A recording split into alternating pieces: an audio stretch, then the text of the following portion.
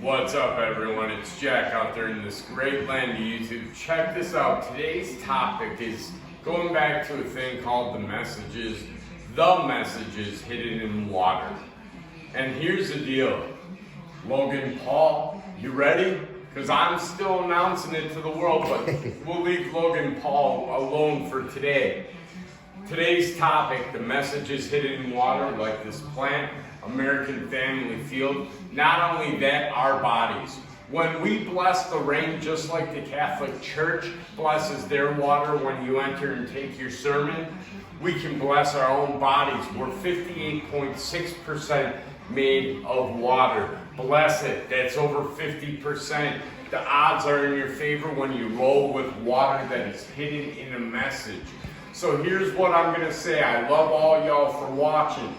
From the land of Logan Paul Kung Fu, recognize if we don't stand for something, we'll fall for anything. Let's just make it easy. Choose love. Thank you.